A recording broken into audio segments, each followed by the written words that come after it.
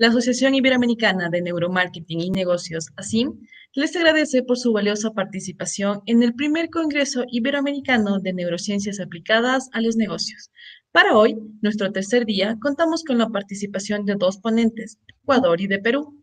Mi nombre es Camila Nicolalde y estaré a sus órdenes en el transcurso del evento. Queremos dar un fuerte agradecimiento a nuestros partners y sponsors de Ecuador, de la ciudad de Cuenca, Avident, Servicios Prepagados Odontológicos, Shamali, Diseño de Modas, de la ciudad de Quito, Latinnova, de la ciudad de Riobamba, Sirius, Academia y Cerois, y de la ciudad de Guayaquil, Renendara, Arquetipo y Radio Online La People. Además, agradecer un día más a nuestro estimado partner Marco Vives, que con su valioso apoyo, los participantes pueden tener las respuestas adecuadas de las preguntas e inquietudes a los ponentes. Gracias por tu contingente trabajo desde Lima, Perú. A continuación, tengo el honor de presentarles al director de marketing de la Asociación Iberoamericana de Neuromarketing y Negocios, ASIM, quien interviene con la ponencia denominada Con experiencia en la validación de modelos de negocio bajo la metodología de Lean Startup. Ricardo González, director de marketing y comunicación en ASIM, magíster en administración de empresas, MBA de la Escuela de Administración, Finanzas e Instituto Tecnológico EAFIT de Colombia, con énfasis en mercadeo. Cuenta con certificaciones en Innovation for Entrepreneur and Startup Funding por la Universidad de Maryland, USA, y certificación en Neuromarketing Tools por Neuromind.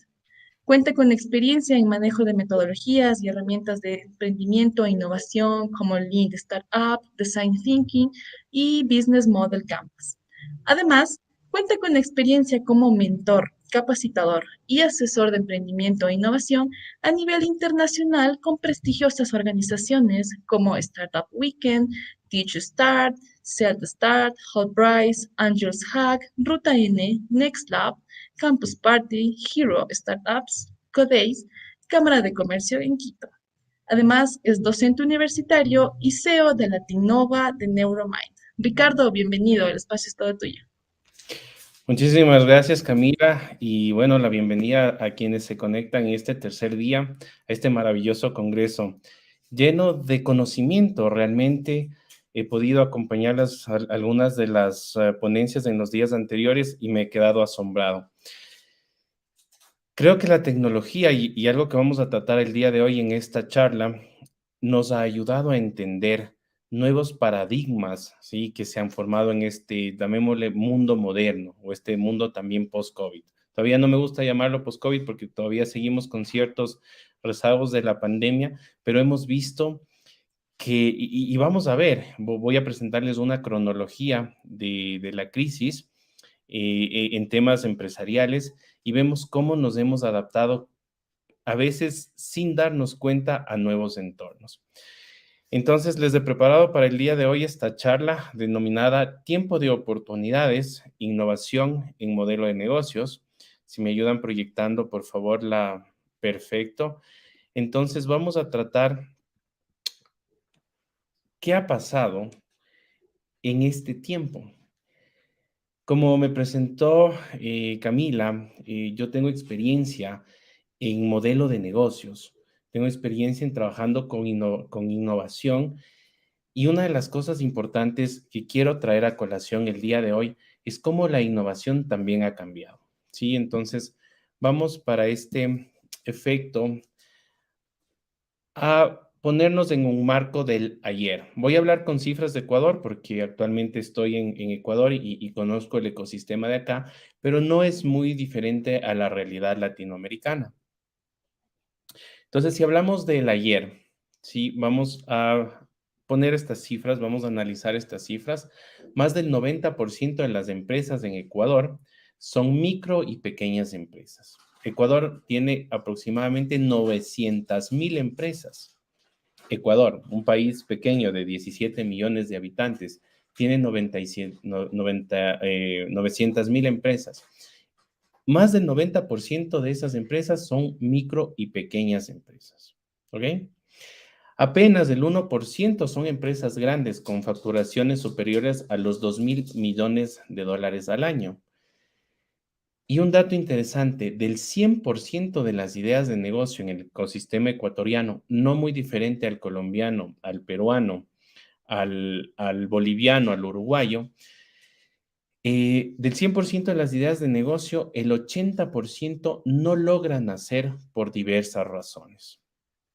Hablando puntualmente en el ecosistema ecuatoriano, las razones que más restringen em, las ideas de negocio, la innovación son primero políticas gubernamentales y el apoyo financiero.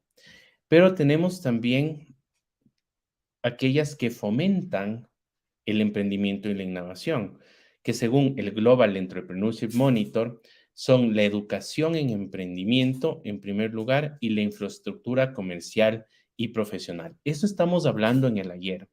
Entonces, ¿qué pasó con la infraestructura comercial y profesional con el tema de la pandemia? Ustedes saben y lo han vivido y lo hemos vivido en el mundo entero, que muchas relaciones comerciales se cortaron. No hubieron vuelos, no hubieron barcos, buques de carga que llegaban a puerto. El tema logístico, el tema comercial se vio bloqueado en cierto modo. Si hablamos del ayer y seguimos en este escenario antes de la pandemia, el Ecuador alcanzó la cifra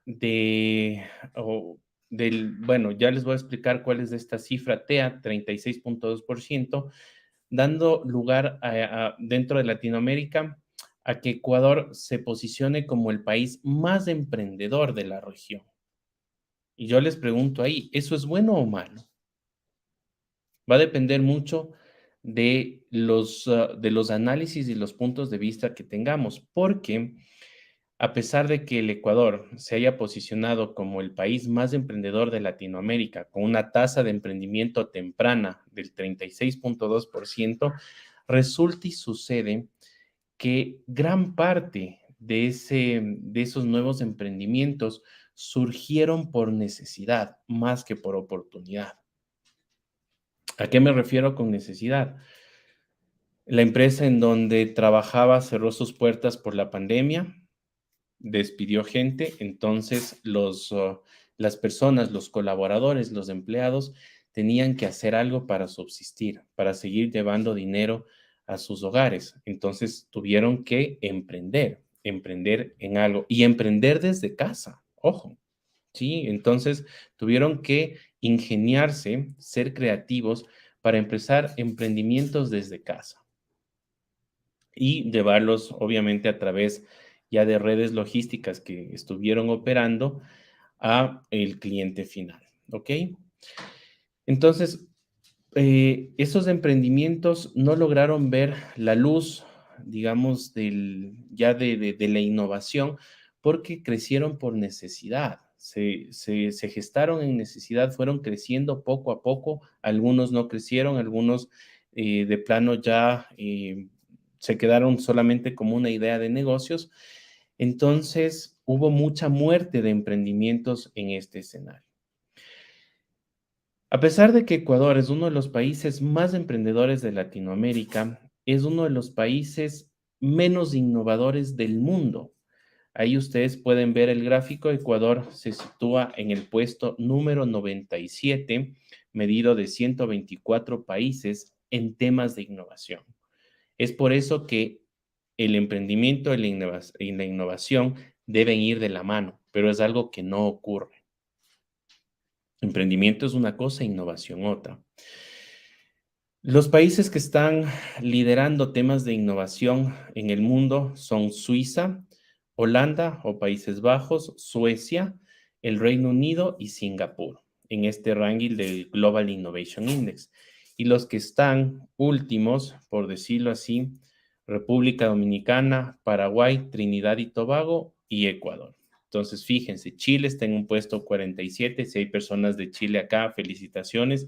Chile tuvo un muy buen programa de emprendimiento e innovación del gobierno llamado Startup Chile, que me gusta mucho y lo conozco.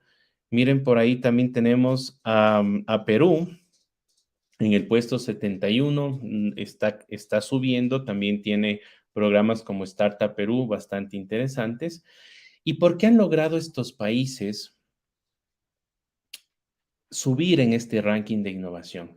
Es porque han tenido una articulación fuerte de la universidad, la empresa y el Estado. ¿Qué sucede en el ecosistema de Ecuador? La articulación universidad, empresa, Estado es débil. Todavía el ecosistema de emprendimiento e innovación está naciendo. Ojo, esto es en el ayer. Entonces, si nos situamos en lo que pasó en esta crisis sanitaria COVID-19, para los negocios, lo primero que los emprendedores, los emprendimientos, las pequeñas, las microempresas, las medianas empresas debieron hacer es reaccionar inmediatamente. Un día, los gobiernos tomaron la decisión de que nadie sale a la calle. Un día, las naciones tomaron la decisión de que no hay vuelos ni siquiera internos, mucho menos internacionales. Un día las naciones prohibieron la libre circulación de personas y vehículos en en las calles, en las vías de las ciudades y del país. Entonces, los negocios que usaban todos estos servicios de transporte, de logística, de almacenaje, tener a sus colaboradores en sus oficinas, se vio rota de un día para el otro. Entonces, las empresas debían reaccionar inmediatamente y quienes pudieron hacerlo son quienes han podido mantener sus negocios hasta el día de hoy. Quienes tuvieron una reacción inmediata y se ajustaron o se adaptaron a estas nuevas condiciones, fueron resilientes. Por eso la segunda fase es la resiliencia rápida. Han podido de alguna manera sobrepasar la crisis y estar hoy, si no tan en pie todavía, pero por lo menos ya empezando a reincorporarse. Estamos en un punto bastante crítico porque tenemos dos caminos, ¿sí? Un retorno realista, reimaginando, reinventándonos, retransformándonos, o quedarnos en una resiliencia e ir para abajo. Esto no lo digo yo, estos son análisis de McKinsey del año 2020. El hoy en el que estamos en este momento es un ambiente buca, muy volátil, incierto, complejo, ambiguo. Y me gustó mucho una ponencia de un gran amigo mío que quiero hacer pública, de donde saqué parte de este análisis, Johannes Ritz, de la Universidad de Múnich. Decía que este ambiente buca, esta volatilidad que vemos ahora, no va a desaparecer del todo, ¿sí? Porque hemos visto en este año 2020-2021 que algunas cosas que dábamos por sentados no estaban tan escritas en piedra. Por ejemplo, el precio del petróleo llegó a índices negativos. A nosotros en Ecuador nos preocupó ese panorama. Llegó un día la noticia del que el precio del petróleo empezó a bajar, empezó a bajar, empezó a bajar.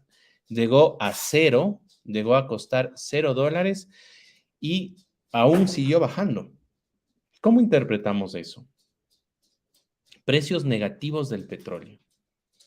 Entonces, ya entrando a temas también de neurociencia, se nos hace difícil pensar, analizar cómo un país puede llegar a tener precios negativos de un commodity y que en este caso para Ecuador es uno de los principales ingresos, ¿sí? Y que sostiene o principal ingreso bruto del país, del PIB, el tema del petróleo, llegar a puntos negativos. Es decir, vender, voy a hacer un ejercicio un poco gracioso, el petróleo y encima darles dinero para que se lleven el petróleo. Ese es el análisis que podemos hacer con un precio negativo. Hubo una hiperdigitalización que igual debe ser analizada en los dos lados de la moneda.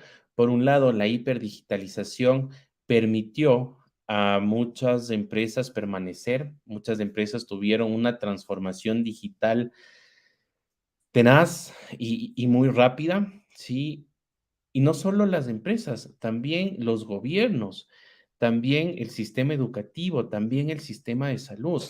Entonces, esa hiperdigitalización, por un lado, fue buena porque vimos que la tecnología nos puede ayudar a superar la crisis, a ver nuevas maneras de hacer las cosas, nuevas maneras de relacionarnos con nuestras personas, con nuestras familias, con nuestros colaboradores, empleados, jefes, ecosistemas, pero por otra, la hiperdigitalización también de alguna manera costó a las personas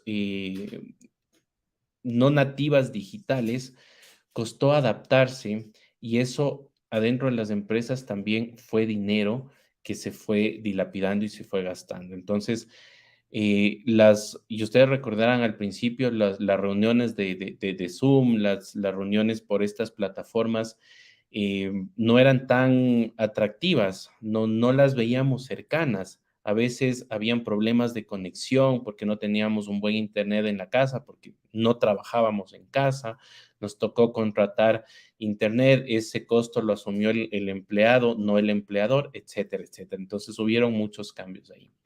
Y economías muy fluctuantes. Vimos también que hubo cierta caída en la bolsa de valores por el tema de la hiperdigitalización, cuando por ahí ciertos, no quiero llamarlos hackers porque esa palabra es muy amplia, pero ciertas personas que transaban en bolsa hicieron ahí sus análisis interesantes y comenzaron a especular, por eso es un mercado especulativo, y cayeron varias empresas grandes en la bolsa de valores. ¿Se acuerdan el caso de Reddit? Entonces fue mucha volatilidad,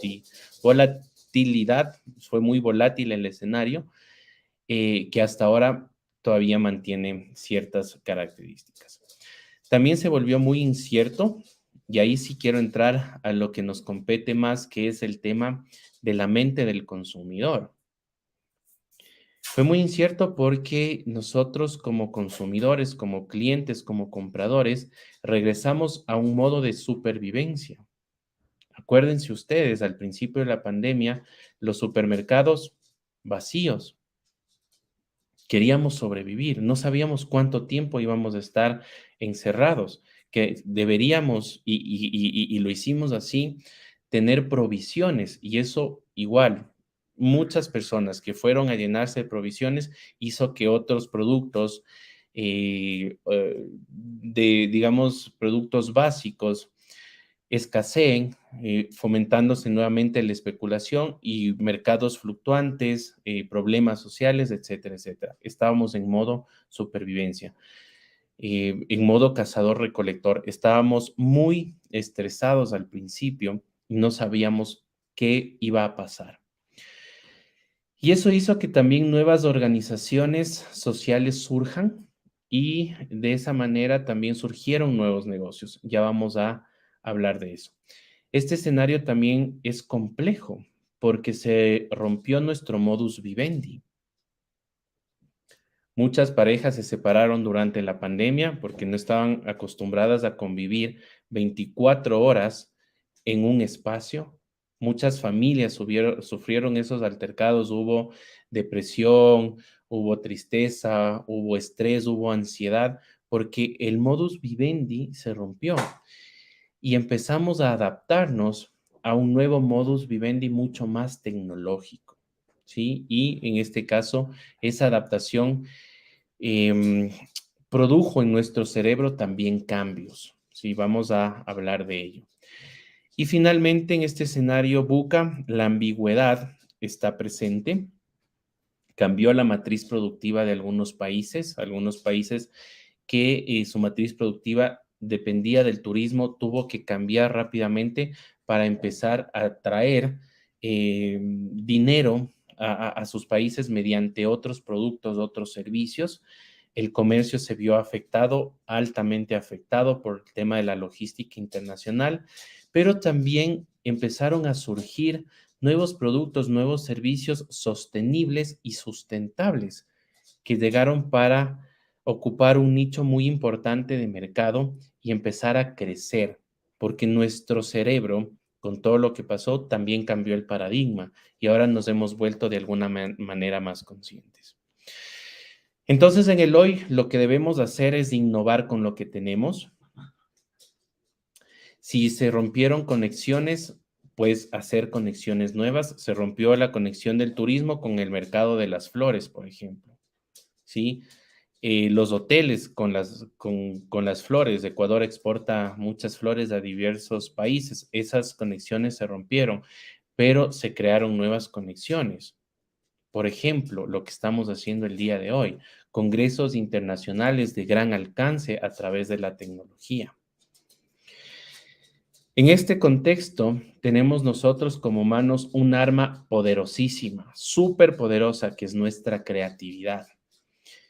Y que en este escenario actual ha sido clave para desarrollar nuevas soluciones, para desarrollar nuevas maneras de satisfacer las necesidades de nuestros clientes y resolver sus problemas. En el escenario actual debemos olvidarnos de los planes de negocio completamente. Debemos olvidarnos de los planes de negocio y de las proyecciones a largo plazo, porque debemos en este momento tomar decisiones rápidas y hacer planes. Y no me gusta tanto el tema de planes, vamos a hablar de modelos de negocio que sean rápidos, que sean iterativos y que puedan salir al mercado rápidamente.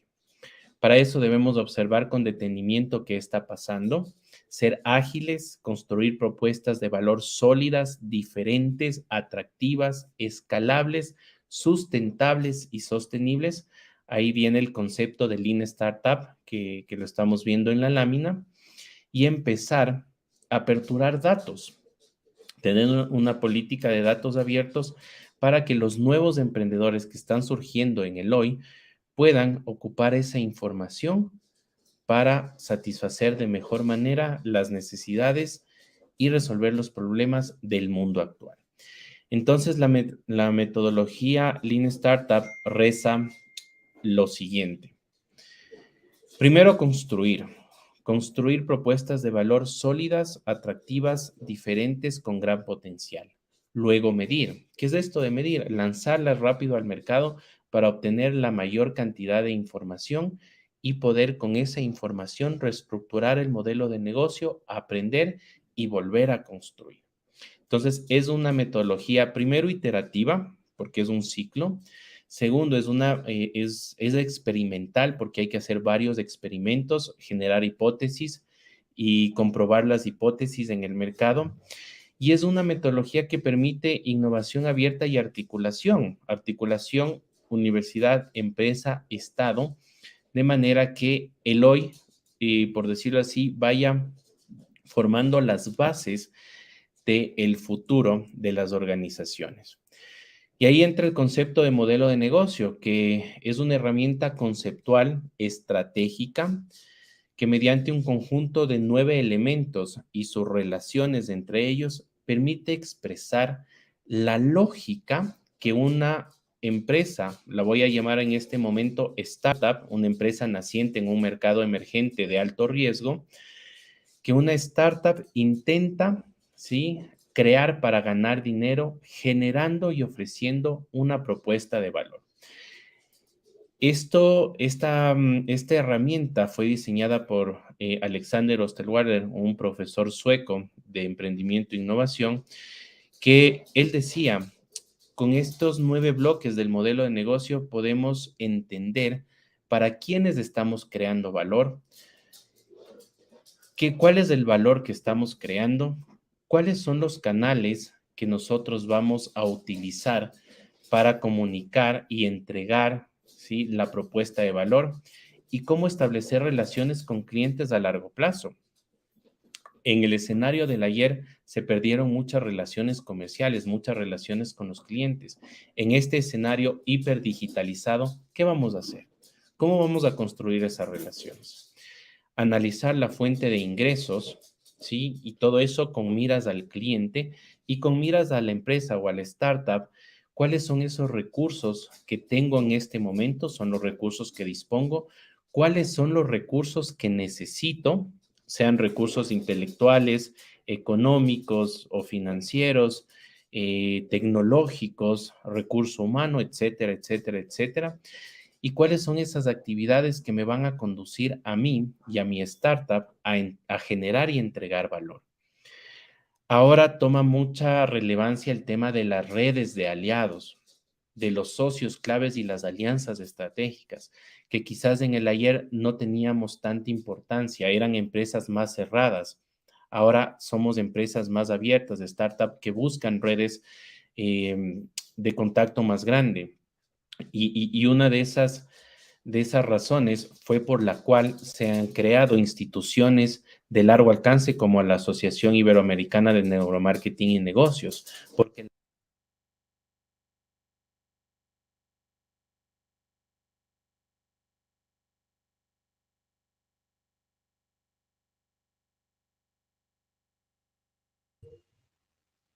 manera bárbara, que se llama costos de transacción también. No me voy a meter mucho en ese concepto porque nos tomaría mucho tiempo, pero fíjense, por ejemplo, Uber, Airbnb, cómo han bajado el tema de costos para poder competir con tecnología, ¿sí? En industrias o en escenarios donde la tecnología no fue bien vista. Uber, Airbnb han tenido un crecimiento súper grande por cómo han bajado costos, por cómo han modelado su negocio con innovación y han entrado a competir, en este caso, a nivel mundial, en estas industrias, respectivamente. ¿Ok? Entonces, el concepto de innovar en modelos de negocio, según Marqués, nos plantea que podemos innovar en cualquier parte de la cadena de valor y en cualquier parte del modelo de negocio. Este concepto me gusta mucho y es de Alessandro Ruales, un profesor de Harvard, mexicano, pero profesor de Harvard, que nos dice que la innovación en la T grande ocurre sobre todo en startups, en pequeñas y en medianas empresas, cuando nos enfocamos en innovar en cualquier parte de la cadena de valor y no en el producto o servicio. A ver, Ricardo, ¿qué me estás diciendo? Sí, a veces nosotros gastamos mucho tiempo, mucho esfuerzo, mucho dinero.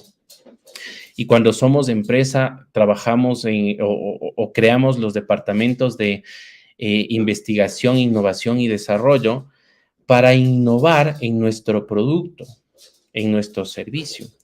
Cuando el concepto de innovación en la T grande nos dice que podemos innovar en la manera de comunicarnos con los clientes, por ejemplo, a través de las redes sociales y del contenido, que podemos innovar en las estrategias de marketing. Ustedes ya han visto varias ponencias sobre neuromarketing y cómo el neuromarketing puede ayudarnos a innovar en los procesos comerciales, en los procesos de atracción de leads, hablamos ya en el tema digital, en cómo estudiar mejor al cliente y entenderlo a través de las herramientas y los laboratorios de neuromarketing, por ejemplo. Podemos innovar en estrategia de marketing, podemos innovar en las finanzas, en la manera en cómo cobramos nuestros productos, nuestros servicios. Antes es la venta directa, yo te vendo, me das el dinero, hicimos la transacción comercial y se acabó, pero hoy hay otras maneras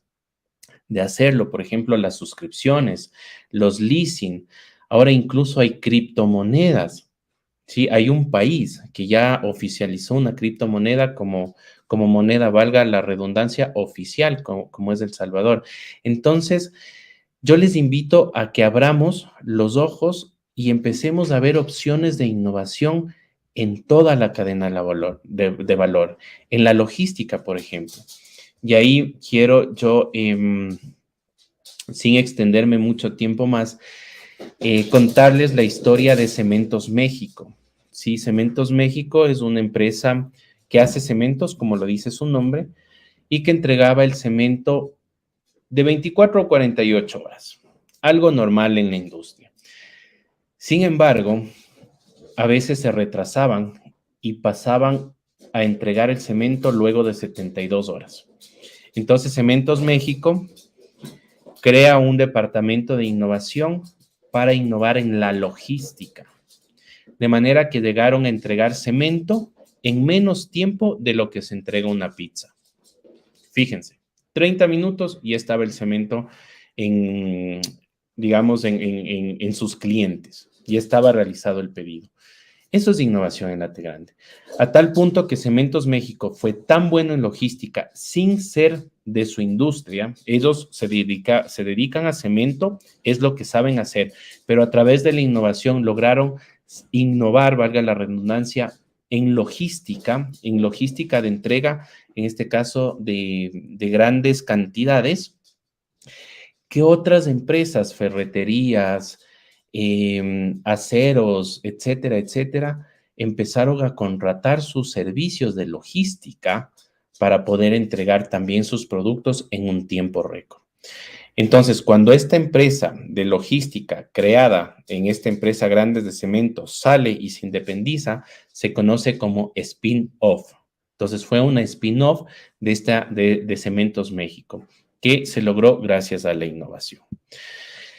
Vamos al escenario del mañana que estamos próximos a entrar, ¿sí? Y debemos trabajar en estos 5 ejes para construir ecosistemas realmente potentes y que puedan, en este caso, ir cambiando, adecuándose, ser resilientes si es que en algún momento llegásemos a tener otra crisis mundial que no sea solamente sanitaria, puede ser económica, puede ser financiera, puede ser política, puede ser social, y poder, en este caso, tener armas, por decirlo así, con las cuales enfrentar esos nuevos escenarios.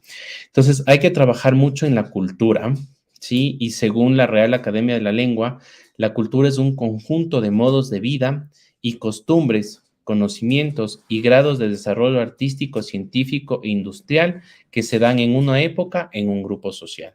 Pero me gusta también la de Humberto Maturana, que nos dice que la cultura es la interpretación del mundo de acuerdo a nuestras percepciones.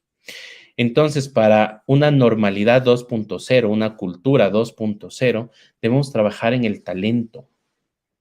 ¿Cómo trabajamos en el talento? Adquirir conocimiento y ponerlo al servicio de los demás. Lo que están haciendo ustedes en este momento, están adquiriendo conocimiento de ciertas personas que ya han tenido cierta trayectoria en ciertos campos, pero que no se quede el conocimiento acá, que ese conocimiento se vuelva talento y que se use en este caso para resolver problemas o satisfacer necesidades en este contexto del mañana. Densidad, ¿a qué me refiero con densidad? A crear más espacios de oportunidad en donde los emprendedores como ustedes puedan desarrollar sus ideas de negocio. Entonces, por densidad me voy a referir a incubadoras, aceleradoras, company builders, espacios de coworkings, fab labs, es decir, lugares donde un emprendedor puede ir a prototipar su innovación, pueda probar en mercados reales, pueda tener acceso a mentores, acceso a capital y de esa manera desarrollar de una manera rápida su emprendimiento. Capital, lo acabo de mencionar. Ahora SoftBank, que es un banco asiático, está invirtiendo mucho en Latinoamérica, sobre todo en startups, a tal punto que Ecuador hace poco hubo una inversión extranjera de 86 millones de dólares en una startup, en una empresa en Ecuador. 86 millones de dólares. Fíjense esa cifra. Y con eso, esta startup ahora está valiendo casi 1.000 millones de dólares. Casi 1.000 millones de dólares. Esta startup se llama Kushki, ¿sí? Y la pueden buscar en Ecuador. Y fíjense cómo el acceso a capital es en este momento y en el mañana debe ser prioritario para poder desarrollar, en este caso, innovación. Y las regulaciones, ¿sí? Que vimos en el ayer que las regulaciones son las que más frenan, entonces ahora las regulaciones deben ser las que fomenten, crear políticas públicas para que se fomente el emprendimiento y la innovación. La cereza del pastel, la neurociencia. Neurociencia e innovación. Entonces, cuando la neurociencia empieza a tomar relevancia en temas empresariales y ahora más en temas de innovación, cuando la neurociencia empieza a investigar cómo una persona toma decisiones. Ustedes ya han visto y de pronto con con el doctor Castillo, uno de los neurocientíficos más prometedores actualmente en Latinoamérica, de Colombia. Él estudia cómo las decisiones son tomadas en el cerebro, qué partes del cerebro em, generan sinapsis para tomar decisiones. La neurociencia no es mi campo, pero gracias a mi integración a la Asociación Iberoamericana de Neuromarketing y Negocios, estoy entendiendo mucho más en profundidad. Entonces, en el ámbito empresarial, quienes toman decisiones son los directivos, estamos de acuerdo. Y esas decisiones se toman bajo rápidos y efectivos procesos cognitivos que caen fuera del control de la voluntad o de la conciencia, lo dice Walter. Y también en estos procesos de decisión hay muchos componentes emocionales. Entonces las decisiones no son 100% racionales de los altos directivos. Y probablemente, ¿sí? Estas decisiones han sido modeladas ya por la evolución humana con fines sociales. Entonces, fíjense este concepto interesante. Y ahí viene una estructura cerebral que es el telencéfalo, que es la región más desarrollada en los humanos y constituye la corteza cerebral, el neocórtex cerebral, que coordina la mayoría de acciones voluntarias y permite desarrollo de emociones complejas que solo los humanos sentimos, ¿sí? Emociones complejas, no emociones básicas, sino emociones complejas, y es el encargado de la inteligencia y la empatía. Entonces, ¿cómo llevamos este conocimiento de la neurociencia a la innovación? Según la filogenia, nuestro cerebro, como principal órgano de evolución, va cambiando, conjunto se dan los cambios, sean ambientales, sean sociales, sean empresariales, y este cambio grande que tuvimos en nuestro modus vivendi, que fue con la pandemia. Entonces, el cerebro tiene la capacidad, ¿sí?, de establecer redes neuronales y de generar nuevas células, lo que se conoce como neurogénesis, y eso debe formarse también en las organizaciones, en las empresas. Las organizaciones deben cambiar y deben regenerarse de acuerdo a los nuevos tiempos, a este nuevo paradigma. Es por eso que ahora vamos a un nuevo modelo, donde el modelo clásico de toma de decisiones de los directivos presenta ciertas desventajas. La creatividad es menor, se pierden ideas porque los directivos creen que solo ellos pueden dar ideas y solo ellos pueden ejecutar sus ideas, y en este caso tienen mucho miedo a equivocarse, tienen mucho miedo a experimentar. No hay mucho aprendizaje de los colaboradores a nivel personal y organizacional, entonces debemos empezar a gestar el cambio en las organizaciones, el arte de la gestión del cambio, como lo dice Rogi Schwartz en su publicación del 2007. Ahora las empresas tradicionales están muriendo y están naciendo las de startups y las de scale-ups. Las de startups son empresas nacientes que se desarrollan en un escenario de alta incertidumbre y en mercados emergentes. Las de scale-ups son esas empresas que están escalando muy rápido a través de la tecnología. Sí, ya les voy a dar algunos ejemplos. Y también las empresas grandes y medianas que quieren permanecer vigentes en temas de innovación ya no están cerrando la innovación a su producto o su servicio y ya no están concentrando la innovación en su departamento de investigación, innovación y desarrollo, I más D, sino que están volcándose a ser corporate ventures, es decir, ser un brazo financiero que pueda adquirir innovación comprando startups, o ser company builders, que es parte del proceso del corporate venture, que es incubar startups y scale-ups adentro de las empresas, para así tener mayor innovación. Innovación disruptiva e innovación transformacional. Y ahí les cuento algo súper importante, y más que contarles, quiero invitarles a ustedes a que hagan parte. Vamos a crear un centro de investigación sobre la neuroinnovación.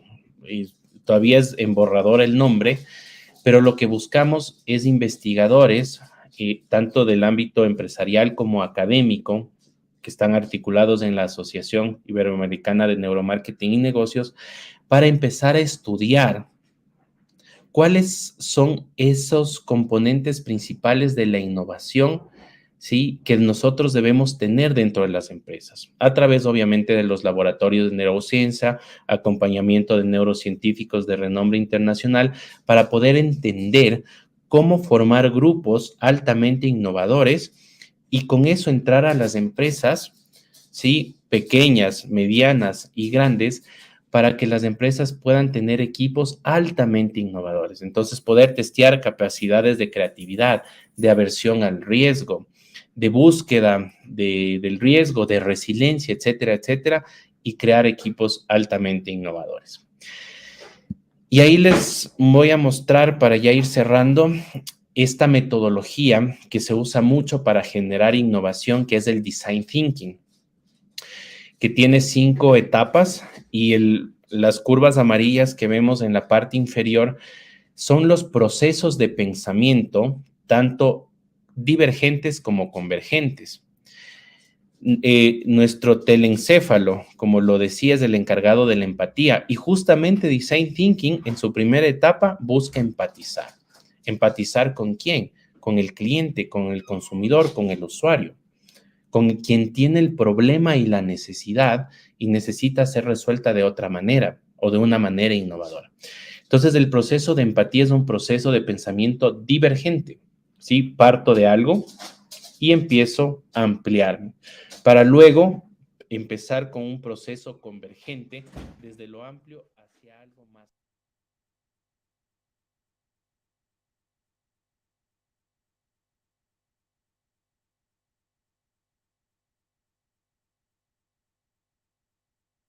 Posibles soluciones. Y ahí viene nuestra arma poderosísima de nuestra mente humana, la creatividad. Empezamos a formar ideas de soluciones para luego volver a un proceso convergente donde vamos a construir un prototipo. Metodología Lean Startup, construir. Construimos un prototipo, lo transformamos en un producto mínimo viable, lo lanzamos al mercado, lo testeamos, medimos, que viene a ser la parte de evaluar o medir, y tenemos un aprendizaje validado para seguir gestando innovación. ¿Por qué hacerlo? Porque la sostenibilidad es un mercado que equivale a 12 billones al año para el 2030, a la vuelta de la esquina. En menos de 9 años vamos a estar en un mercado de 12,000 millones de dólares o 12 billones de dólares, en el cual podemos nosotros como emprendedores y como innovadores entrar con propuestas de valor sólidas. Fuente, la ONTAC. La transformación digital para el año que viene, 2023, tiene un mercado de 6 billones de dólares. La inteligencia artificial y el Internet de las cosas, que son en este momento auge, yo estoy trabajando ya en ciertas cosas con inteligencia artificial, es un mercado potencial de 35 billones de dólares al 2025, a la vuelta de la esquina. Y para todo eso, ya en temas del Ecuador, y voy a ser enfático en estas cifras, porque es en el país desde donde estamos también gestando parte de la innovación, el 98% de las empresas son pymes y menos del 10% de esas pymes usan tecnología. Y sí, se les puede dificultar usar la tecnología porque no tienen, en este caso, acceso lo tienen, pero no tienen una cultura tecnológica que les permita usar de manera eficiente esa tecnología. Y mucha de esa tecnología es gratuita, ¿sí? Es gratuita.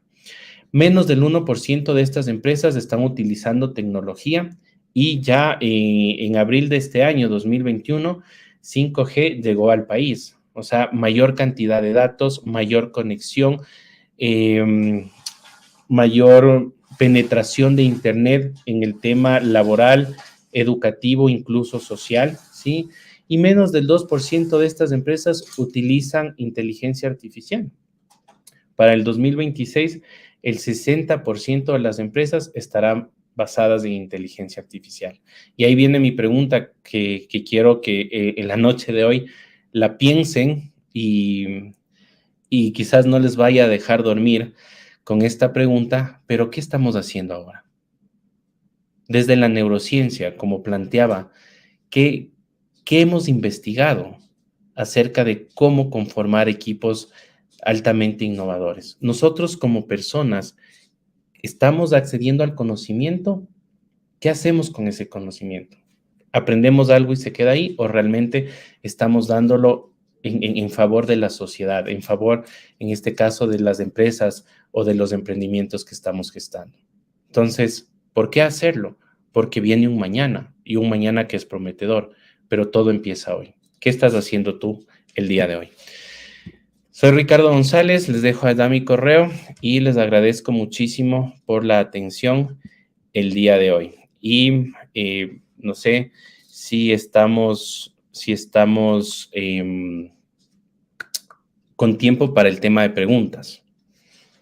Pero claro que sí, Ricardo, en serio qué gusto volver a escucharte en estos entornos virtuales, estar aquí compartiendo justamente esta pasión y estos temas sumamente interesantes. Aquí bueno, hay un montón de preguntas, la verdad que me quedaría hasta medianoche también aquí compartiendo todo este tema. Bueno, entonces es un tema de que hoy en día los gerentes, personal altamente, bueno, que está en altos cargos, toman las decisiones en base a temas emocionales. ¿Esto por qué consideras que ahora de repente está siendo así, ¿no? Cuando de repente antes lo veían más que todo por un tema más que todo racional y no tanto emocional. Mira, la inteligencia artificial en ciertos países se está usando en el tema de los juzgados para que sea un juez virtual, una inteligencia artificial, una red neuronal, el que tome las decisiones sobre los juicios, en este caso de las personas que están esperando un veredicto. ¿Por qué? Porque a veces un juez puede tener un mal día, a todos nos pasa, tuvo un problema en casa. Entonces llega estresado, está pensando en cómo solucionar ese problema con su familia, con sus hijos, de pronto fue un problema muy grave y no tiene esa capacidad resolutiva y esa capacidad en ese momento intelectual y de razonamiento para poder ver de una manera imparcial los pros, los contras, la información del juicio, por decirlo así, las pruebas, ¿sí? Y le va a ser difícil concentrarse. A todos nos pasa, cuando tenemos problemas, estamos concentrados en un problema y a veces estamos en nuestra empresa, estamos trabajando y hacemos algo mal porque no estamos al 100%. ¿Qué pasa si esa decisión depende, en este caso, de una persona, una decisión que puede ser de vida o muerte? Llevarle a pena de muerte a una persona o darle cadena perpetua a una persona o meterle 30 años a la cárcel a una persona. Entonces, ahí viene el tema, como digo, de la inteligencia artificial, de estos algoritmos, de estas redes neuronales que son mucho más imparciales, no mucho, al 100%, porque son muy objetivas. Entonces, fíjate cómo la innovación nos puede ayudar a que las decisiones sean mejores. Entonces, si las decisiones las vamos a poner solamente en una persona que emocionalmente en ese momento no esté, digamos, que sus emociones puedan inferir en la decisión, podemos tener ciertos altercados. Entonces, la idea y respondiendo ya y poniendo fin a la respuesta, es que si bien es cierto, nosotros como humanos, nuestras decisiones las tomamos de manera emocional, no lo digo yo, lo dice Daniel Kahneman, en ciertos momentos debemos ser más racionales con la decisión. Y si es una limitante de nosotros por ser seres humanos, buscar en la innovación, en la tecnología, esa ayuda, ese apoyo para tomar mejores decisiones. Perfecto, genial, genial. Y de hecho mencionaste un tema muy interesante que es el tema de la innovación y la tecnología, el tema de la digitalización también en parte. Esto de alguna manera, con la llegada del COVID, ha impulsado mucho el tema también muchos de los emprendedores, ¿no? Definitivamente. ¿Cómo ves de repente esto hacia adelante, hacia el futuro? O sea, que realmente la digitalización, la innovación y el emprendimiento van a seguir de la mano o van a haber de repente ciertas cosas que también consideras que permitirían que sean de repente o vayan avanzando por separado, ¿no? No sé cómo ves tú esas proyecciones. Es una excelente pregunta y puedo equivocarme en la respuesta porque me gustaría a mí, y el escenario que me gustaría ver es que el emprendimiento y la innovación vayan de la mano y cada vez con un ecosistema mucho más fuerte, mucho más robusto. Al referirme a ecosistemas son todos los actores, empresas públicas, privadas, gobiernos, emprendedores, sociedad, obviamente universidades, en donde de alguna manera un emprendimiento pueda solucionar, porque para eso también deben ser los emprendimientos, solucionar problemas y satisfacer necesidades de las sociedades y de las personas en los nuevos escenarios. Por ejemplo, sí, yo tuve la oportunidad en el 2019, antes de la pandemia, estar en el Reino Unido con emprendedores que estaban acelerando sus emprendimientos en el Reino Unido en un programa que se llama Whole Price, donde muchos de los emprendedores, habían más de 300 emprendedores, tenían soluciones tecnológicas, pero con un componente social alto. Por ejemplo, en Indonesia, si mi memoria no me falla, donde no había muchas carreteras que conecten a las ciudades grandes con los pueblos pequeños, las personas morían porque una ambulancia se demoraba en llegar 1 hora, 1 hora y 15, que era un tiempo que una persona en emergencia no puede esperar. Entonces, ¿qué hicieron ellos? Claro. Empezaron a transformar las motos, ¿sí? Porque los caminos, en esos caminos la ambulancia era muy lenta, a transformar las motos con tecnología. Hicieron como una mini ambulancia, digámoslo así, pero súper bien equipada, con GPS, con asistencia de videoconferencia, etcétera, etcétera. Y esta motoambulancia, que se llama Safe Wheels, el emprendimiento, podía llegar en 30 minutos de un pueblo a una ciudad. Entonces, fíjense cómo el tema sociedad, los problemas sociales, pueden dar paso a generar ideas, cómo la tecnología puede aportar a que esas ideas se materialicen y sean escalables y de crecimiento rápido, y cómo los emprendedores se comprometen, en este caso, con la innovación para poder gestar estas soluciones. Entonces, mi escenario ideal, por decirlo de alguna manera, mi escenario ideal debería ser que todos podamos innovar. Innovar en la T grande, no solamente pensar en el producto o en el servicio, sino en las maneras de comercializar, en cómo hacer marketing, en cómo hacer finanzas, en cómo bajar costos para hacer más asequibles ciertos productos y ciertos servicios, en cómo democratizar. Sí, en esta conferencia no hablé de las 6 Ds de la innovación disruptiva, pero una de ellas es la democratización de algo. Entonces, por ejemplo, cómo democratizar la salud, cómo democratizar el conocimiento, ¿sí? Cómo democratizar eso para las personas que realmente lo necesiten.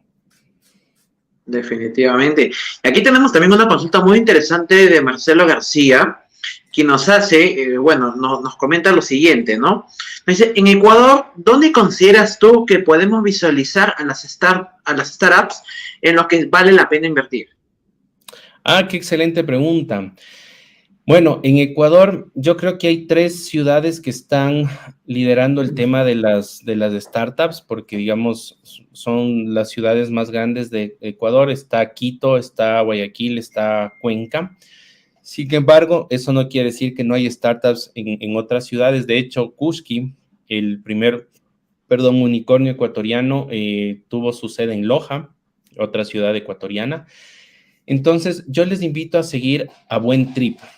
Sí, Buen Trip es un venture en Ecuador que siempre expone lo que se conoce como Radar Tech, un radar donde hace un mapeo de las startups ecuatorianas en diferentes industrias, en lo que es fintech, en lo que es edutech, en lo que es logistic, bueno, en diferentes industrias, y ustedes pueden ver ahí, en este caso, qué startups hay y cuál es, digamos, el propósito de la startup, a qué se dedican.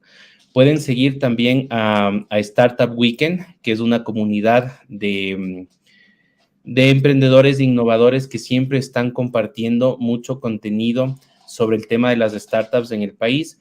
Y pueden también seguir al Global Entrepreneurship Monitor, versión Ecuador, donde van a ver muchas cifras sobre las startups. En el Ecuador hay muy pocos capitales de riesgo o venture capital, pero lo bueno es que están creciendo, ¿sí? Hay pocos, pero buenos. Y otra cosa que me motiva mucho es que muchos venture capital extranjeros como SoftBank, como NextTP Venture de Argentina, SoftBank del Asia, por ahí asistí a una conferencia de Torre Negra de Colombia, un gran emprendedor innovador que está también creando ya su fondo de capital para Latinoamérica. Entonces sí, mi mensaje es que hay que buscar. Todavía no está muy mapeado en el ecosistema ecuatoriano, pero hay que buscar. Sigan también emprendimiento.es en Instagram, en Facebook, donde pueden enterarse también de qué hay en el ecosistema y puedan acceder también de manera gratuita a contenido de calidad. Esa sería mi respuesta para Marcelo, mi querido Marco. Y también hay una consulta muy interesante de parte de Fernando Jara que nos dice, ¿cómo podemos realizar un emprendimiento en nuestro país si los créditos bancarios son inaccesibles debido a su alta tasa de interés? Me encanta esa pregunta, Fernando, y muchas gracias. Primero, bootstrapping. ¿Qué es esto del bootstrapping? ¿Qué tengo yo? Luego, las 3 Fs, Family, Funds and Fools. Buscar en nuestro entorno ese capital con el cual voy a iniciar, ¿sí? Pero medir el riesgo. Hay algo que decimos muchos emprendedores, fracasemos rápido y fracasemos barato. Sí, porque, ojo, el modelo de negocio es un modelo iterativo, entonces tú puedes con poco dinero empezar a prototipar, hacer validación y si te va mal, pues has perdido un poco de dinero y has perdido un poco de tiempo, que en la realidad no es pérdida. Yo nunca digo que es un fracaso en sí, sino es un aprendizaje, pero un aprendizaje que costó tiempo y dinero. Si ya validamos, vamos a buscar capital semilla. Hay muchas organizaciones que están dando capital semilla capital semilla no reembolsable. Por ejemplo, Quito, la ciudad de Quito, a través de Conquito, que es un brazo ejecutor en temas de emprendimiento e innovación, sacó el programa Fonquito, que daban desde 10,000, me parece, hasta $50,000 de capital semilla no reembolsable. De hecho, lo cuento con fe de causa, uno de nuestros emprendimientos ha podido acceder a ese capital semilla no reembolsable, y así muchos emprendimientos han podido acceder a capital. Este capital semilla no reembolsable va, como digo, de 10,000 a 50,000. En este programa hay otros programas más, no es el único. En Guayaquil, en este momento, está un programa que se llama Guayas y Quil, también, donde van a dar capital semilla. Y ese capital semilla, al no ser reembolsable, quiere decir que tú no tienes que pagar, no es un préstamo, ¿sí? Es un dinero que se da, en este caso, al emprendedor, para que pueda desarrollar su modelo de negocios, prototipar de mejor manera y lanzarlo a mercado y validar. Después del capital semilla, vienen los ángeles inversionistas. Por eso es bueno en el mundo de las startups trabajar con el dinero de otros. Entonces, el ángel inversionista dice, mira, ya tienes un modelo de negocio atractivo. Naciente, sí. Nosotros lo decimos en early stage, naciente, que está empezando, sí, es cierto, pero está mostrando resultados. Entonces, yo como ángel inversionista te voy a dar 100,000, 200,000, 300,000, 500,000 dólares a cambio de un 10, un 15, a veces menos o a veces un poco más, 20% de participación accionaria de tu emprendimiento. Perfecto.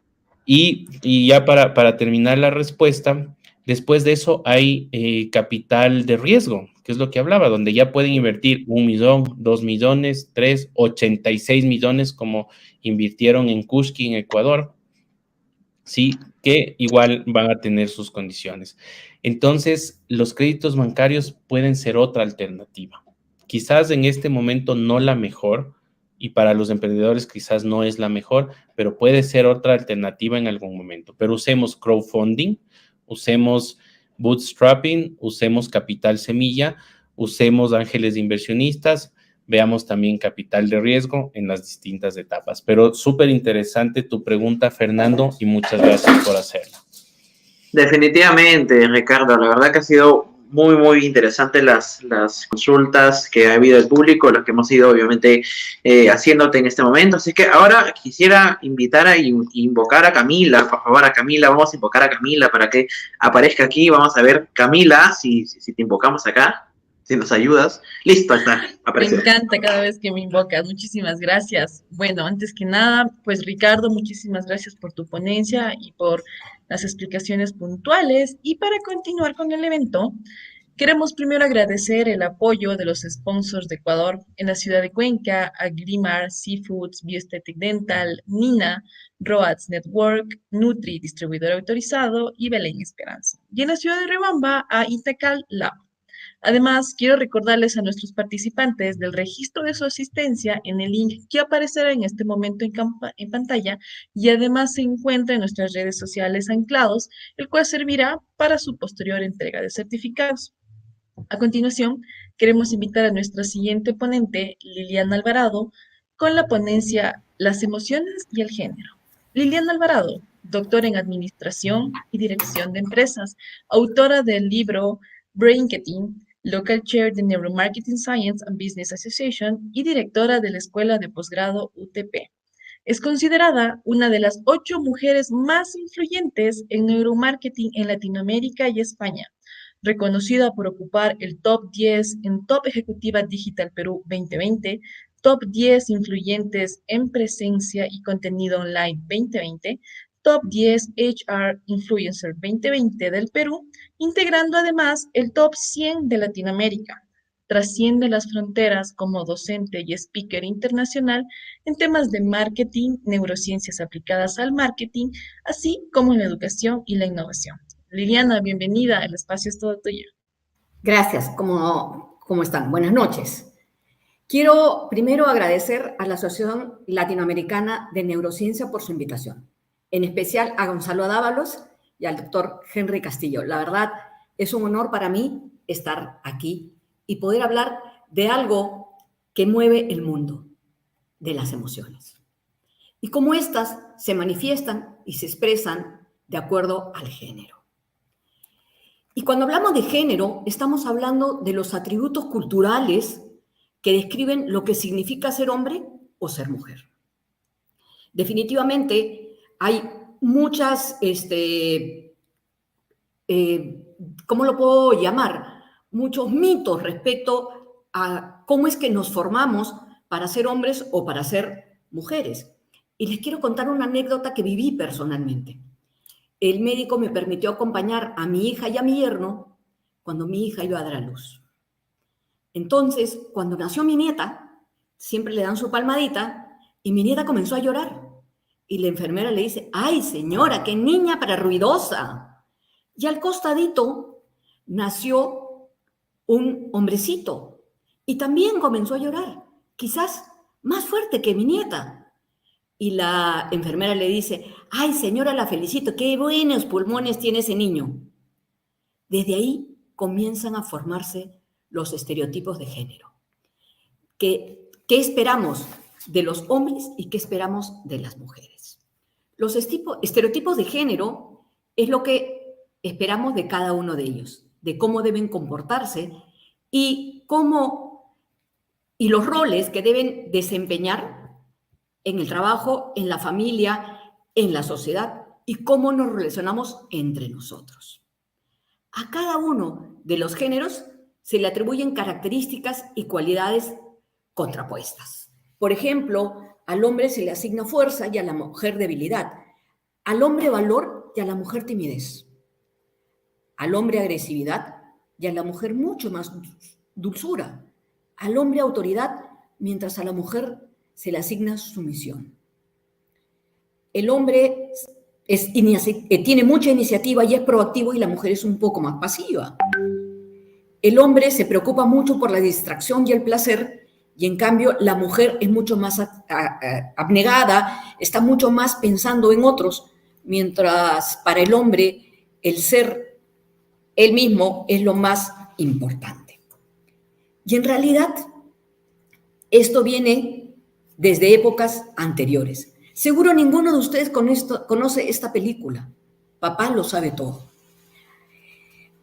Antes o durante la era industrial se decía que los hombres debían aportar al hogar y las mujeres deberían ocuparse del hogar.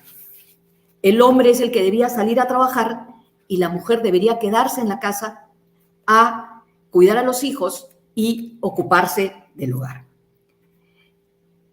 Si nos damos cuenta, los medios son los que muchas veces generan los modelos a seguir en la sociedad. Y no podemos decir que los estereotipos no aparecen de la nada. Los estereotipos los forma la sociedad, generando modelos de comportamiento que se espera de cada uno. Nosotros, con nuestros comportamientos, con nuestras conductas, lo que hacemos es alimentarlos y reforzarlos. Si yo les digo que tu prima va a tener un hijito varón, seguro lo que primero se te viene a la mente es el color celeste. Nunca se te viene a la mente el color rosado, porque así es como nosotros esperamos o vemos que siempre visten a los niños. This afternoon, we're going to draw people doing different jobs. And the first job we're going to draw is a firefighter. Have a think in your head what a firefighter looks like. What's your firefighter called? Mine's called Firefighter Gary. Firefighter Star. Firefighter Simon. He's big and strong. He's got a big helmet on. That's brilliant, isn't it? Next, we're going to draw a surgeon. Have you thought of a name for your surgeon? Jimbo. Jimbo. He's a brain surgeon. I think he would wear a stethoscope. He gives you medicine. That's his ambulance. Okay, next, we're going to draw a fighter pilot. This is his jet plane. He rescues people. He likes to do stunts in the air and stuff. Okay, now who would like to meet these people for real?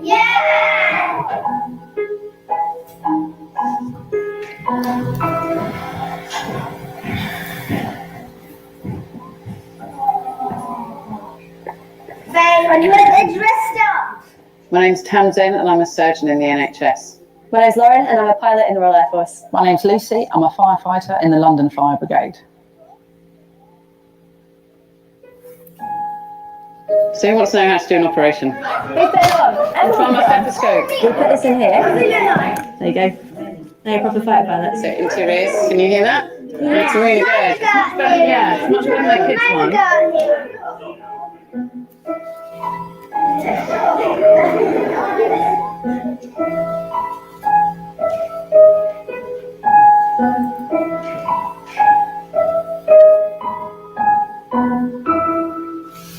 ¿Se han dado cuenta cómo estas realidades pasadas que tenemos en nuestra mente se convierten en estereotipos, que de alguna manera obstaculizan el progreso y estigmatizaron los intentos de adaptación económica y laboral de la mujer?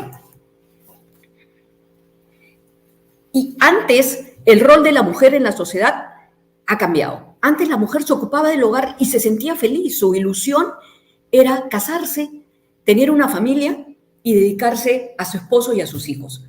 Hoy día esa aspiración cambió totalmente y hoy día el rol de la mujer es totalmente distinto. Gender inequality could be right in front of us, but sometimes we don't see it. Pretty much the only sign with a female figure is the one used in the women's bathroom. But if both genders share the same city and passion for sports, why do 95% of urban signs in Bogota have only one male figure on them? Well, that's why Nike wanted to empower women in the way that helped to make a change. Introducing Nike Equality Signs. We created a direct idea that empowered women during the month of March. Throughout different media, we delivered thousands of invitations to activate Women's International Day, a simple ponytail magnet with a deeper purpose. Place this ponytail on any male traffic signs you see around parks and let's make a difference, because we are all athletes. This is how we gathered hundreds of women on a special Nike training session in which they were able to transform the average male traffic sign into a female one. The ponytail became a new way to bring down stereotypes and open streets, paths, and public parks to gender equality. This action got shared with other women across the country, generating a massive conversation in social and traditional media. All the buzz caught Bogotá City Hall's attention, and the Office of Gender Equality joined the campaign to make it happen not just for one day, but forever.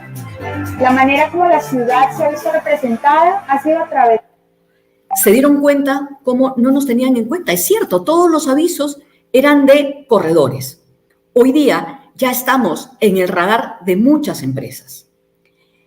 El rol que hemos asumido ha sido realmente difícil. Sin embargo, hoy día el 85% de todas las decisiones de lo que se vende en el planeta lo tomamos las mujeres. El 91% la mujer decide la vivienda que se va a comprar. El 66%, por supuesto, cómo decorar el hogar. El 93% de los servicios médicos, pero solo el 5% de los servicios financieros. Todavía tenemos algunos paradigmas que tenemos que ir rompiendo hacia adelante. Hoy día el 50% del talento que egresa actualmente de las universidades son mujeres. Hoy día ya no nos limitamos, ya pensamos que podemos estudiar cualquier carrera y podemos lograr el éxito. Es importante notar que el 60% de los graduados de Norteamérica y de Europa son mujeres. El 70% de los emprendimientos creados en el mundo son liderados por mujeres. Emprendimientos muy pequeños que comienzan con explotar las habilidades que las mujeres tienen para luego convertirse en un negocio mucho más grande. Hoy día, en la época de la pandemia, en la época de confinamiento, hay muchísimos emprendimientos donde la mujer ha sabido aprovechar las habilidades y las competencias que tenía para vender todo tipo de cosas, aprovechando que hoy día el entorno online es propicio para poder adquirir cualquier tipo de producto. El 51% de los ejecutivos y profesionales en línea de carrera son mujeres. Hoy día la mujer está presente en el mundo empresarial. Pero ojo, no ha sido fácil. Hemos tenido que derribar varios obstáculos y nos ha costado mucho llegar a donde estamos. Yo quiero dejarle un mensaje a mis pares, a todas las mujeres que nos están acompañando hoy día. Nosotros mismos somos los que nos limitamos. Yo creo que es el momento específico para romper nuestro techo de cristal y lleguemos a donde querramos llegar. No hay limitaciones. Las limitaciones son totalmente mentales. Desbloqueen su potencial y logren todo lo que ustedes aspiran y todo lo que ustedes sueñan. Me da mucha risa esta frase cuando la encontré. Es verdad, es difícil ser una mujer, porque esperan que pienses como un hombre, que actúes como una lady, que luzcas siempre regia, pero que además trabajes muy fuerte. I am a princess. I am brave sometimes. I am scared sometimes. Sometimes I am brave even when I am scared. I believe in loyalty and trust. I believe loyalty is built on trust. I try to be kind. I try to be generous. I am kind even when others are not so generous. I am a princess. I think standing up for myself is important. I think standing up for others is more important. But standing with others is most important.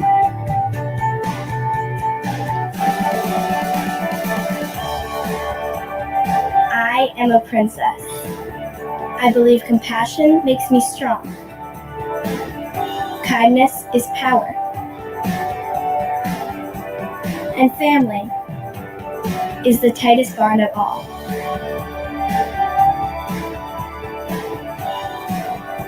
I have heard I am beautiful. I know I am strong.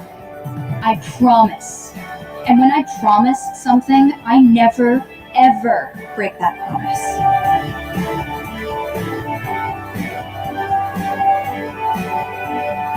I am a princess.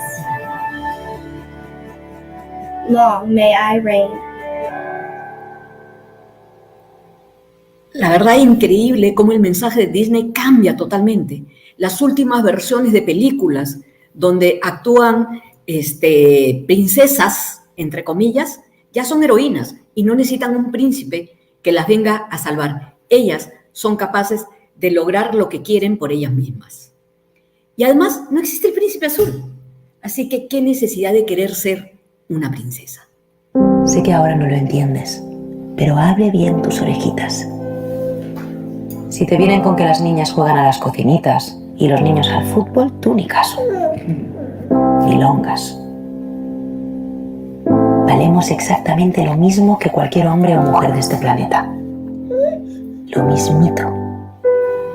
Si no piensa en tu abuela, a ver quién es el guapo que le dice que se merece un trato distinto después de haber trabajado como una jabana toda su vida.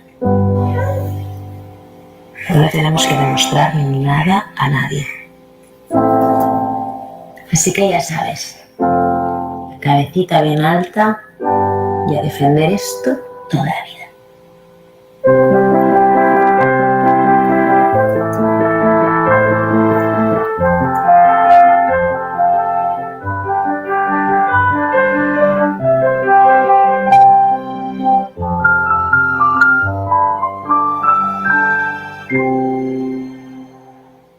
Así es, todo comienza en la educación que le damos a nuestros hijos.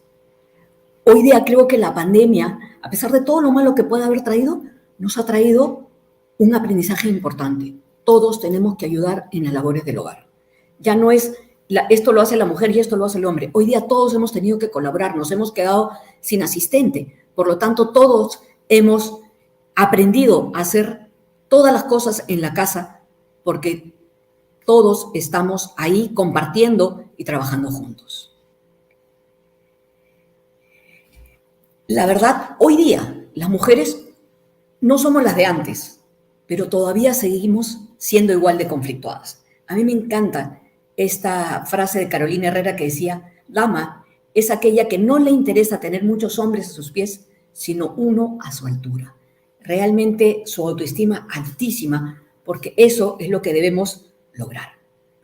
Hoy día, la neurociencia ha identificado que los hombres y las mujeres tenemos diferentes gustos. A los hombres todo le entra por los ojos. A nosotros nos enamoran a través del oído y del olfato. Por eso es que nos encantan los hombres que huelen rico y nos dicen palabras bonitas. Hay algo que a las mujeres nos hace estar más lindas, que nos motiva a embarcarnos en dietas eternas y a matarnos en el gimnasio. Todo para ellos. Los ex. Juan, ¿cómo estás? ¿No sabías que ibas a estar acá? Sí, se casa mi hermano.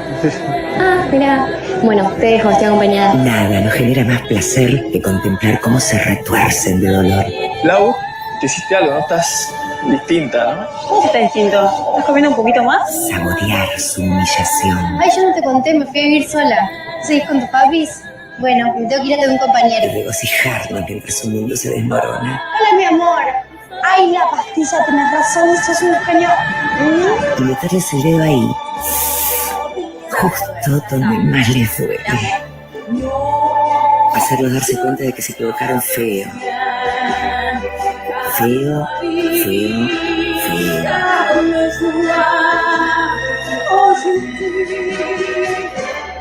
Hay un montón de tipos como yo, Belén. Nos dejaron ser más lindas. Alto Palermo, pasión de mujeres. La verdad, cuando vi por primera vez el comercial, decía, wow, ¿cómo sufre el hombre? Y ahora les voy a compartir con ustedes algunos estudios que indican que el hombre sufre mucho más en la pérdida de una relación que la mujer. Después de muchas investigaciones, se ha determinado que no existen grandes diferencias entre el cerebro masculino y el cerebro femenino. El hombre y la mujer se enamoran, sienten y deciden de manera distinta nada más. Desde el resurgimiento de la resonancia magnética, los neurocientíficos han tratado de encontrar diferencias entre el cerebro del hombre y el cerebro de la mujer, pero se ha descubierto que no hay diferencias significativas, tanto en la estructura cerebral como en la actividad cerebral en el cerebro del hombre y en el cerebro de la mujer. Ninguna de las supuestas diferencias que decían que existía explica las diferencias de personalidad o las habilidades del hombre y de la mujer. No tenemos cerebros diferentes, solo están diseñados para prestar atención y reaccionar de manera distinta. Las mujeres se enfocan en los detalles y los hombres en el hecho en sí. O sea, no existen características universales que discriminen o que diferencien los cerebros masculinos y femeninos en los seres humanos. Tenemos exactamente las mismas características. Un poquito más grande el cerebro del hombre, pero no hace ninguna diferencia en las habilidades, en las competencias que se pueden lograr y en la forma como reaccionamos ante las distintas emociones. Podríamos decir que nuestro cerebro es como el software, ¿no? Donde el hardware es el cerebro y el software es la manera de comportarnos. Y se ha comprobado que el hardware es exactamente igual.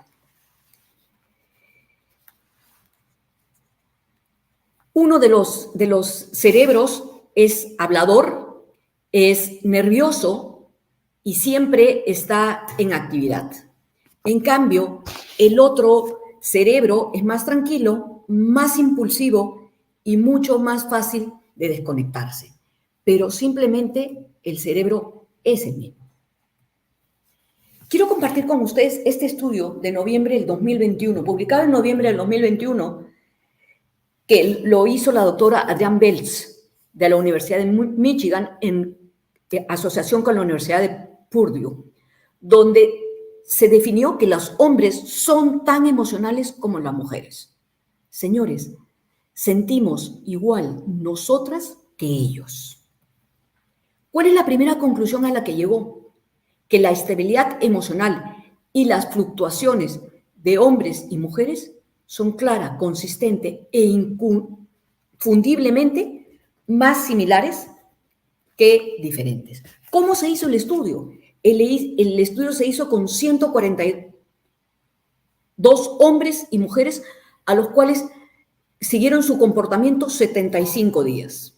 Rastrearon sus emociones, positivas o negativas, a través de encuestas en línea que contestaban cada noche y que evaluaba sus sentimientos y sus emociones.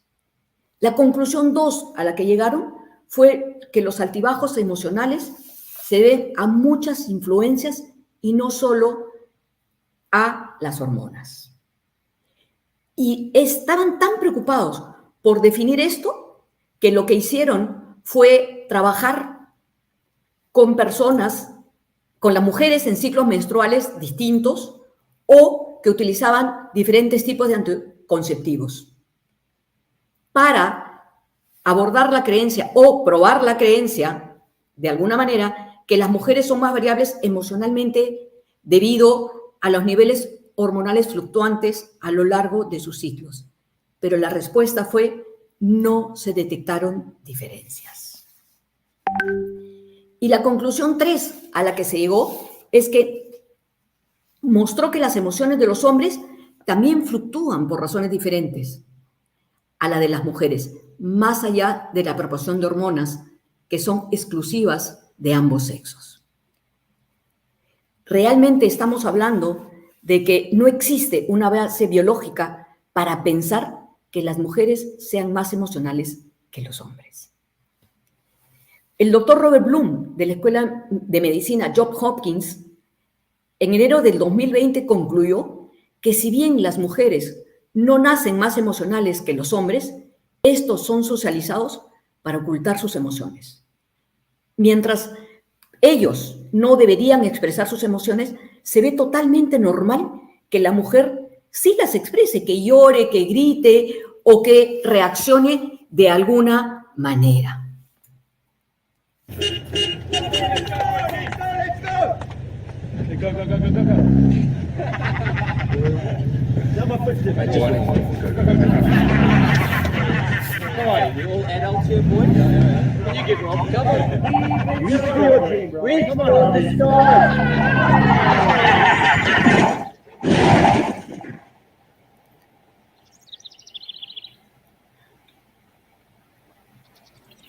En realidad nosotros también nos hacemos bromas, pero de otro tipo. Estas son un poquito más infantiles, ¿no?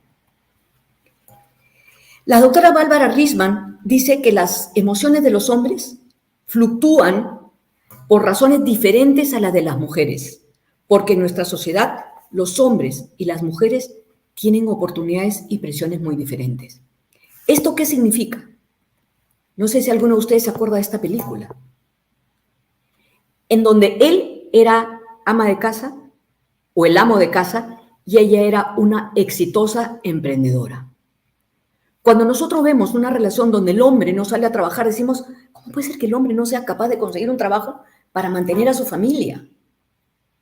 Existe mucha presión adicional en el hombre porque él debe mantener a su familia. Y lo digo, él debe, entre comillas. Hoy para mí, ese es un mito que debemos romper. Si un niño llega a la escuela con calcetines diferentes, se dirán, pucha, ¿qué mamá tendrá que no se ocupa de sus hijos? En la verdad, no importa quién se ocupe de qué. Lo importante es que el hombre y la mujer tienen emociones similares, solo que las expresan de manera diferente. Cuando el hombre en el trabajo es muy directivo, se dice que es un gran líder. Cuando la mujer en el trabajo trata de corregir algunas actividades que no se hacen tan bien, se comienza a decir, ¿y esta qué se cree? Se le ha subido el puesto a la cabeza. Lo que pasa es que es una egoísta, envidiosa, inestable. Y alguna vez te dicen, te vamos a buscar un coach para que te apoye. Realmente la vida de la mujer es dura, pues. Un estudio reciente de UNICEF, donde formaron parte muchísimos niños y adolescentes de diferentes países del mundo, donde se investigó cómo es que educaban a los niños, más del 70% indicaron que les habían dicho que los hombres no lloran y que además no debían expresar o mostrar sus emociones. La verdad, yo creo que si sentimos las mismas emociones, ¿por qué no podemos expresarlas? Esa es la gran pregunta que debemos hacernos y que depende de nosotros, las madres, de cómo estamos educando a nuestros hijos. Muchos hombres han sido condicionados para creer que mostrar emociones es un signo de debilidad. Es que la mayoría de las ciudades del mundo son patriarcales y como consecuencia refuerzan el mito de que los niños o los hombres tienen que ser fuertes y que las niñas o las mujeres sí tienen la capacidad de ser vulnerables. Por otro lado, una investigación reciente de la Universidad de Lancaster, y esto va con el video que vimos donde estos chicos que habían roto con sus parejas sufrían, dice que los hombres tienden a experimentar incluso mayor dolor emocional que las mujeres cuando surgen problemas en las relaciones. En realidad, muchas investigaciones han encontrado que las diferencias en el manejo de las emociones tienen su origen en los estereotipos culturales. Las mujeres son percibidas como más emocionales y de esa manera cree que ella se debe comportar, mientras que los hombres expresan solamente contadas emociones y de manera distinta a la mujer. Evita el exceso. Bernardo González, ¿se puede saber en dónde estás? Son las 4 de la mañana. ¿Aquí dónde? ¿Aquí en la fiesta o aquí con tus amigotes? Aquí en la cama, contigo. Ah, pues ya duérmete porque es tardísimo. A los que se hicieron fama y se echaron a dormir. Así somos. Y eso es lo que se espera que seamos.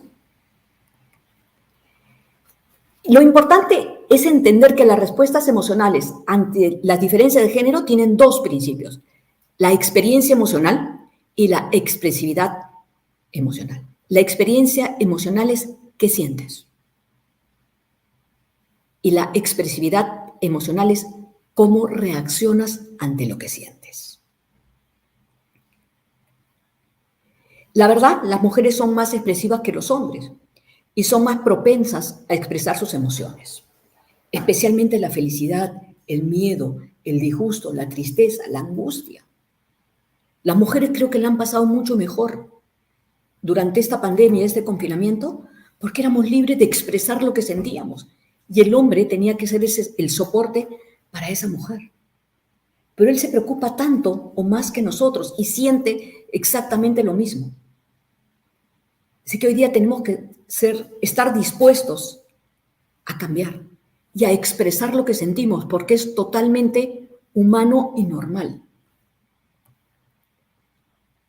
El tema va porque aprendemos a comunicar de forma distinta lo que sentimos y pensamos. No es que deliberadamente no queremos expresarnos igual o gestionar las emociones de la misma manera, sino que nuestro cerebro está preparado para prestar atención a cosas distintas.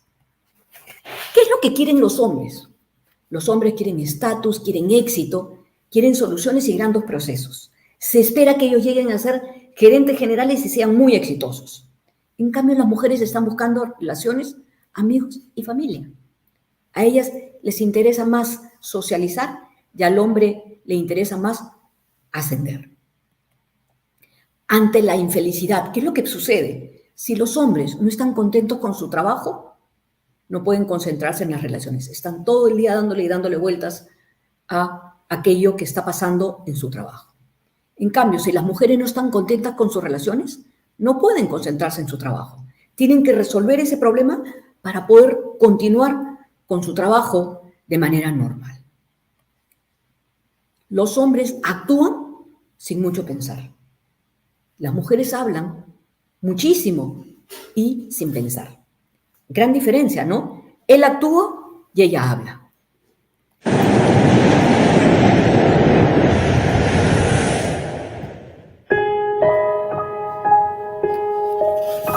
A mediados de mes, Laura terminó su relación con Gustavo y se fue de su casa. Pero no se fue sola, arrasó con todo. Acá hay un cuadro, acá estaban las ventanas,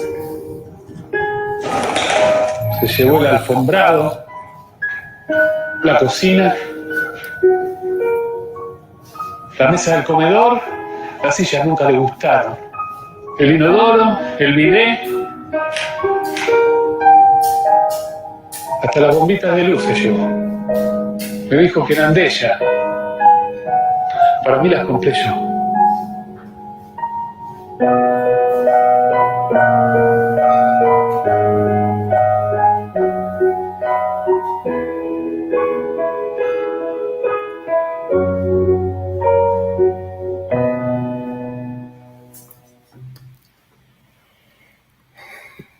¿Qué pasa con la mentira? Cuando los hombres le mienten a las mujeres cara a cara, son fácilmente descubiertos. Porque nuestro cerebro observa la expresión facial en un 70%, su lenguaje corporal en un 20% y solo le pone atención a sus palabras en un 10%. Las mujeres mienten fácilmente a los hombres cara a cara, pues ellos se enfocan básicamente en lo que la mujer está hablando. Somos diferentes en la manera en que actuamos.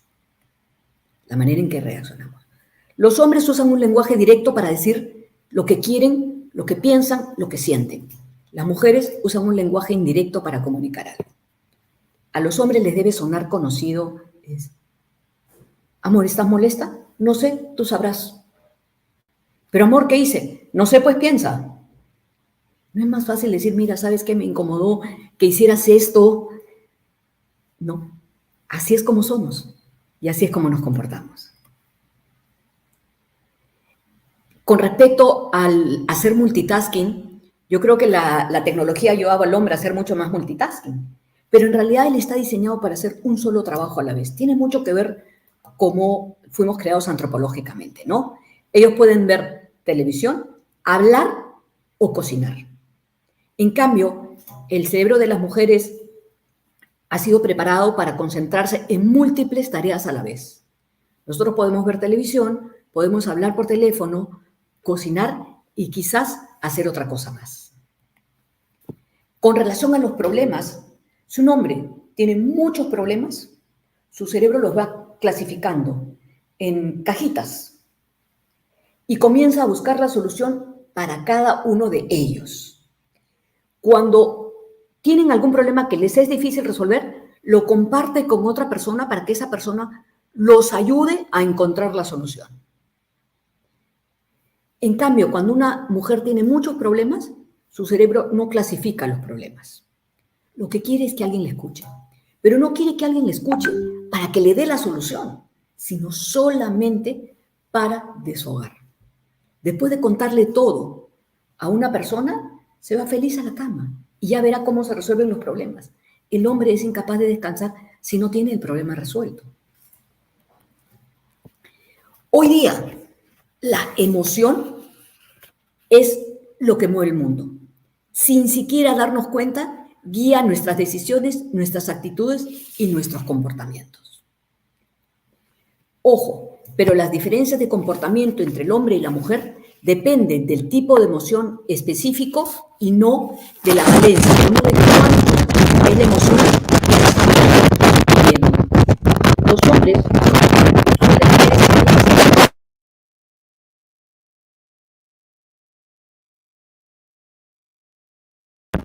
especialmente para las emociones negativas. Lili, perdón Liliana que te corte. Sí. Hubo un problema del audio, por eso tuvimos que mutearte. Creo que se desfiguró, desconfiguró algo, empezó a sonar muy fuerte, tal cual. Ok, perdón. ¿Pero continúo o qué quieres que haga? Ahorita, a ver, si le hablas ahora de nuevo. En realidad, cuando estamos pensando en nuestro quehacer diario, nos equivocamos cuando esperamos que nuestra pareja, que nuestro colaborador de sexo distinto al nuestro tenga las mismas respuestas emocionales que nosotros.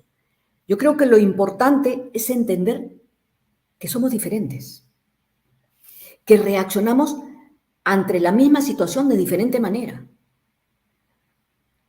Por ejemplo, cuando una persona o situación sobrepasa nuestros límites, el hombre se enfada y la mujer se entristece y se desmotiva. Lo que impide que encontremos la causa de nuestras sensaciones o de nuestras emociones. Porque cuando estamos cargados de emociones, es difícil que pensemos cómo resolver el problema que tenemos. Bajo presión, los hombres se enfocan en la recompensa, en la meta, en los desafíos y en los beneficios. Pero eso hace que muchas veces pasen por alto los riesgos y no los tomen en cuenta. En cambio, la mujer, bajo presión, tiende a ser mucho más cautelosa.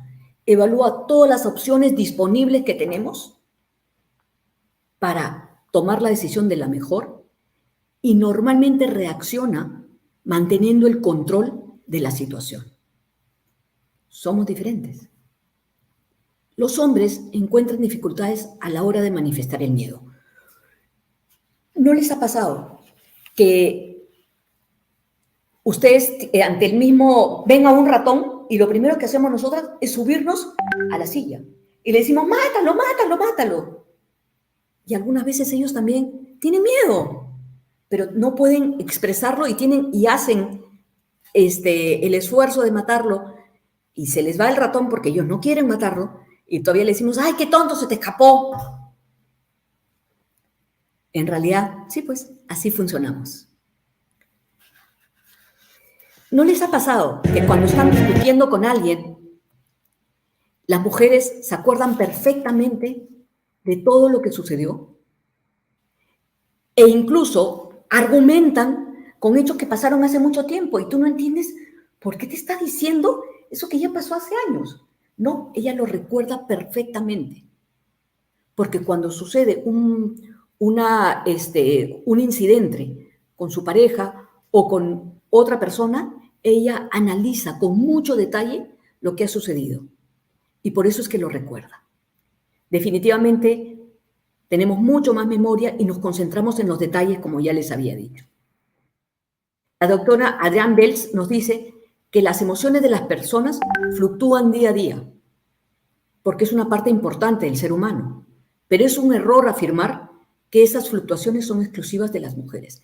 En realidad, hombres y mujeres somos una montaña rusa emocional. Estamos viviendo emociones en todo momento.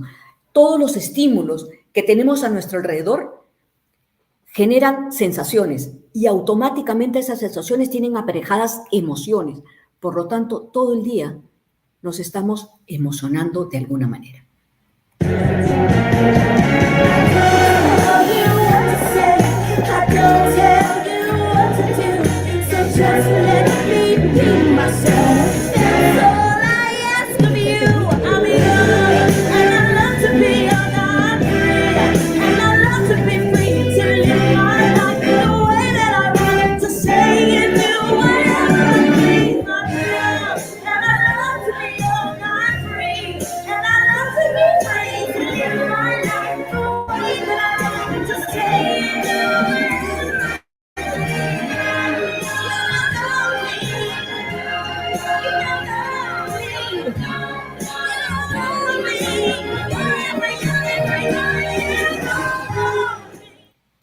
La cerveza no es exclusiva de las mujeres y la ensalada tampoco. En realidad, hoy día somos totalmente libres de decidir aquello que querramos. Nosotros, todos los seres humanos, hemos venido a este mundo para ser felices. Y la magia sucede cuando abrimos nuestra mente y respetamos nuestras diferencias. Cuando no forzamos a que ellos piensen o sientan como nosotros, sino cuando entendemos su posición y llegamos a acuerdos que hagan felices a los dos. Muchas gracias.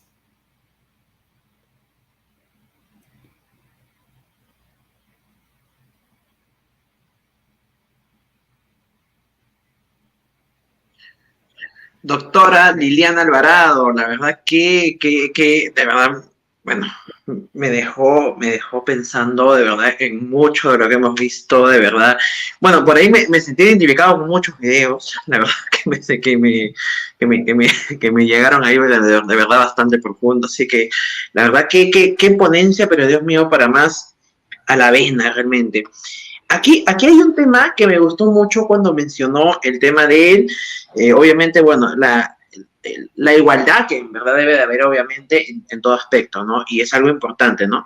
Pero de repente hay compañías que todavía siguen marcando esa diferencia en que, por ejemplo, no, en finanzas el gerente financiero tiene que ser hombre, ¿no? En marketing puede ser hombre o mujer dependiendo de la compañía y demás cosas.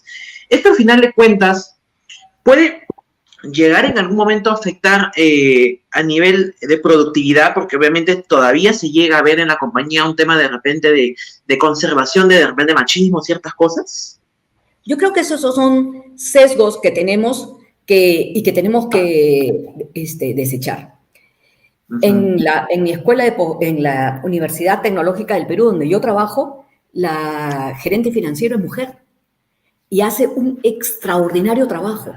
Pero el gerente de talento humano es hombre y también hace un excelente trabajo. En realidad tenemos habilidades y tenemos competencias desarrolladas que nos hacen ser buenos para tal o cual cosa. Ya esos signos cognitivos que teníamos de que la mujer no puede ser ingeniero y la mujer tiene que ser profesora, ya se desecharon hace mucho tiempo. Hoy día de eso no depende. Depende de qué competencias ha ido desarrollando o hemos ido desarrollando cada una de nosotros. Yo soy ingeniero civil y en los años que estudié, hace miles de años, yo era una de las 3 mujeres con 150 hombres. Y las 3 mujeres terminamos la carrera en 9 ciclos. Y los hombres lo terminan en un promedio de 11, 12. Wow. Y además era ingeniería, una carrera típicamente masculina. Y estoy hablando hace más de 30 años. Entonces, realmente yo nunca he sentido ninguna diferencia acerca de ser hombre o ser mujer. Yo creo que cada uno llega a lo que quiere llegar poniéndole mucho esfuerzo, poniéndole mucha resiliencia, poniéndole muchas ganas y mucha actitud. Definitivamente, muy de acuerdo con ello. Y ahora también hay un tema en las compañías que muchos se le debe de estar poniendo, que es el tema del empoderamiento, ¿no? También el empoderamiento, no solamente, bueno, digamos, de repente en temas de personal de cara al cliente, de repente, y personal masculino de repente, ¿no? Sino también un empoderamiento hacia todo el personal, ¿no? Para que de repente, o sea, el personal pueda tomar las mejores decisiones que obviamente puedan impactar en todo aspecto, ¿no? Yo creo que en eso tienes toda la razón. El mundo laboral y el mundo en general ha cambiado. Hoy día, definitivamente, se habla mucho del trabajo colaborativo, del empoderamiento que le damos a nuestros colaboradores. Por eso es que hay que estar capacitándolos constantemente para que cambien su mentalidad, para que puedan desarrollarse en otras actividades. Hoy día existe el upskilling, el reskilling, que son desarrollarle nuevas competencias a las personas o prepararlos para desempeñar otro tipo de labores dependiendo de cómo es que va asumiéndose la transformación digital en las organizaciones. Y tienes toda la razón, hoy día el empoderamiento es en todos los niveles. Definitivamente. Y es que también con esto, si bien ciertos son estereotipos, situaciones que obviamente se vienen viviendo y que de repente, bueno, por ahí hay como que una pequeña fricción, guerra, por ejemplo, con el tema, tenemos que eliminarlo, pero algunos como que no quieren y se está en esa situación. ¿Considera que de repente en algún momento esto va a dejar de serlo, se van a eliminar estos y que realmente va a hacer de que obviamente podamos seguir avanzando y obviamente haya un trabajo en colaboración en conjunto igualitario? Yo creo que hoy día los valores han cambiado, las empresas deben ser socialmente responsables y cada vez se habla más de la diversidad y la inclusión. Y cuando hablamos de diversidad e inclusión, hablamos de dar las mismas oportunidades a todas las personas en una organización, las mismas oportunidades de crecimiento, las mismas oportunidades de desarrollo. Por lo tanto, yo creo que el mundo sí ha cambiado y ha cambiado para bien en ese aspecto, ¿no? Y que hoy día la mujer cada vez se siente más empoderada para lograr lo que quiere y que las organizaciones están caminando a eso, no para lograr la cuota de género, sino porque genuinamente las mujeres hacen y desarrollan actividades de manera sumamente eficiente, de manera sumamente responsable y se comprometen con aquello que están haciendo.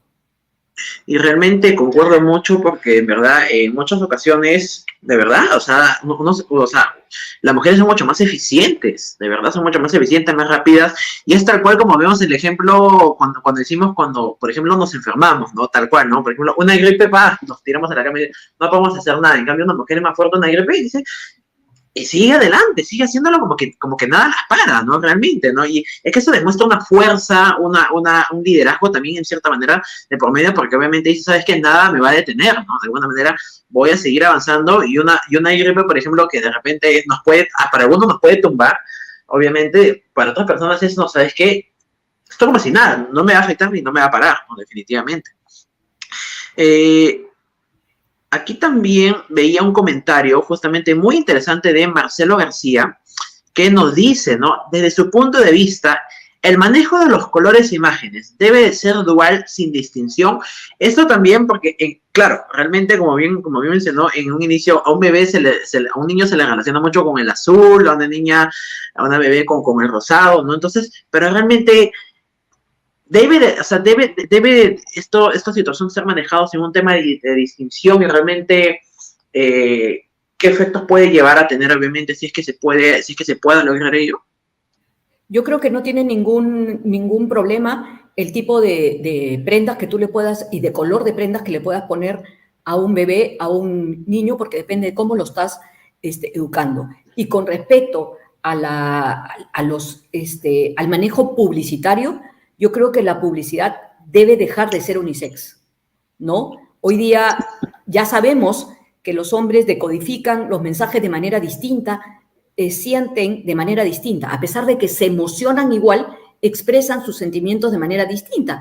Por lo tanto, hay que comunicar lo que queremos de nuestros productos de manera diferenciada para el hombre y para la mujer. Definitivo. Y ahora, también de repente, mirándolo ya ahora de repente más de cara de repente al cliente, ¿no? ¿Por qué, por ejemplo, cuando hay alguna situación de incomodidad que se puede presentar con algunas marcas, de repente alguna situación que se presente, ¿por qué vemos esta diferencia? En el sentido de, cuando, por ejemplo, se nos va el internet, digo yo un ejemplo, ¿no?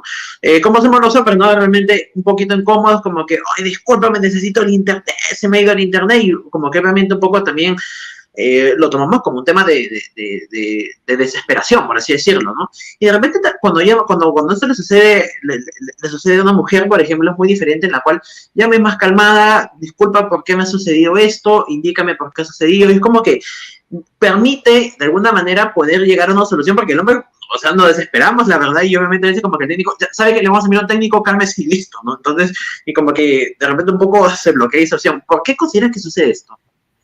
Porque él siente que tiene que tener el control, ¿no? Ajá. Entonces, eso hace que él quiera resolver el problema ya. La mujer, en todo caso, sabe que estos problemas pueden suceder y lo va a tratar de solucionar de alguna manera. Si se perdió el internet, va a tratar de buscar dónde hay internet, en qué lugar se tiene que quedar. El hombre no se le ocurre que tiene que moverse, sino se queda más en donde está para poder resolverlo. Definitivamente. ¿Me estás escuchando? Sí, está perfecto. El audio está perfecto. Perfecto, gracias. Está perfecto. Ahora, respecto al tema emocional, y este tema me encanta también porque definitivamente es un tema sumamente importante.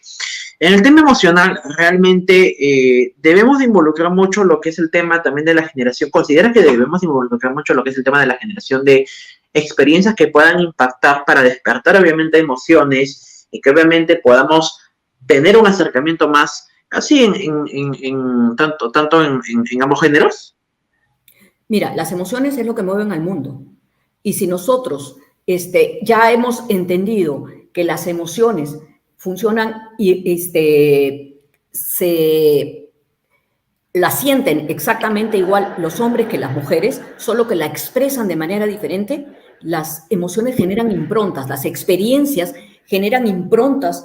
Perdón, no las emociones, sino las experiencias generan improntas que guardo en mi cerebro para saber si debo o no debo volver a usar el producto. Kahneman lo dice, ¿no? O sea, o tomamos decisiones con el sistema 1, que es un sistema automático que se sustenta en las experiencias, en los recuerdos y en las emociones, o con el sistema 2, que es donde tomamos decisiones totalmente racionales y cognitivas, pero casi el 85% de las decisiones son con el sistema 1, por lo tanto las experiencias es un factor importante para decidir volver a consumir la marca o no consumirla, o recomendarla o no recomendarla, conseguir ese famoso engagement del cual todas las marcas estamos hablando, ¿no? Claro que sí, perfectamente de acuerdo. Y ahora también, Liliana, ¿qué consideras que sucederá con las marcas que siguen marcando esta diferencia? O sea, hay una tendencia de repente a marcas que van a decir, van a verse afectadas realmente porque seguir viendo esta diferencia. Yo creo que las marcas están entendiendo que hoy día tienen que ser mucho más solidarias, que tienen que transmitir los valores que tiene la organización y transmitir su propósito. Muchas veces el propósito no está referido al género, sino a lo que le estamos ofreciendo al cliente. Finalmente, tenemos que entender que lo que quieren los clientes es ser felices. Y de eso se trata, de hacer feliz al cliente con los productos que tú le estás ofreciendo. con el valor simbólico que cada uno de ellos le va a representar, con el valor emocional que tú le generes en el producto. Así que yo creo que mientras más empresas estén enfocadas en el cliente, estén enfocadas en conectar emocionalmente con ellos, va a tener mucho más éxito y van a ser mucho más recordadas por los clientes. Me encanta, de verdad, estas respuestas, Dios mío, yo emocionado, de verdad, yo ya estaba esperando este momento, de verdad, la doctora Liliana nos deja sorprendidos con presentaciones que van directo a la vena, impactan definitivamente. Ahora quisiera invocar a Camila, vamos a invocar a Camila para que aparezca aquí, a nuestro lado, a ver, Camila, por aquí, si le invocamos, a ver, Camila, 1, 2, Camila. No te confundes. Ahí está. Aparecí. Apareció Camila. Muchísimas gracias por tu muy buena invocada. Y pues nada, doctora, usted también muchísimas gracias por su increíble ponencia y sobre todo por hacer énfasis en estas controversias hoy por hoy. Para continuar, queremos agradecer a todos nuestros participantes por su presencia en el evento. Aparecerá en pantalla y además se encuentra anclado en nuestras redes sociales, en donde podrán hacer válida su asistencia dentro de nuestra página web y pues servirá para su posterior entrega de certificado. Finalmente, queremos dar las gracias por su participación. Hasta el día de mañana, jueves a las 18:30, con las ponencias de María Gómez y de Juan Pablo Patiño de Colombia. Un placer estar con todos ustedes. Una linda noche. Hasta mañana.